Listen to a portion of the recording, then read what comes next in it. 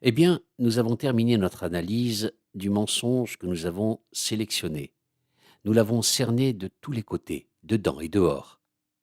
Et alors? Maintenant, nous allons dans la pratique avec ça. Nous avons fait cette analyse dans un but, celui de nous aider vraiment à nous engager dans l'action, pour pouvoir nous opposer à ce mensonge de façon très pratique. Maintenant, j'aimerais que vous commenciez à penser à ce que vous pouvez faire personnellement.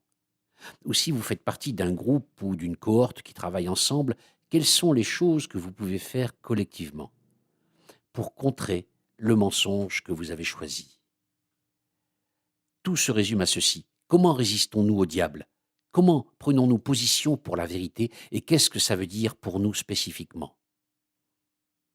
Pour vous aider, je veux que vous réfléchissiez sur des catégories qui vous aideront à y parvenir. Que puis-je faire pour lutter contre ce mensonge individuellement? Quelle chose devrais-je faire pour résister à ce mensonge dans ma famille, en tant que membre de ma famille? Et dans mon Église, que devrais-je faire pour contrer le mensonge dans mon Église? Ou que devrais-je faire avec d'autres pour s'opposer ou contrer le mensonge dans la société en général? Je veux que vous preniez du temps, je veux que vous priez, je veux que vous réfléchissiez à des choses spécifiques, concrètes et limitées au temps, que vous pouvez faire et qui vont s'opposer au mensonge et à apporter une lumière de vérité. Dans le domaine spécifique que vous avez identifié, je veux que vous partagiez ces idées pour appliquer ceci avec d'autres membres de votre cohorte et prier les uns pour les autres.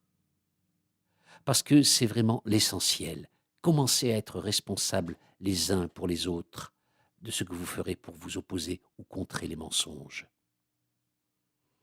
Alors que nous terminons, je veux juste conclure avec quelques pensées et poser cette question. Qu'avons-nous fait dans cet exercice?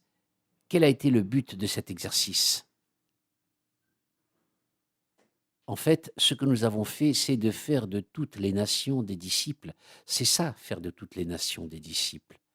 Penser de manière critique au niveau de la culture pour voir et comprendre comment Satan travaille pour apporter la destruction et ce que la Bible dit en opposition et comment nous pouvons le soutenir.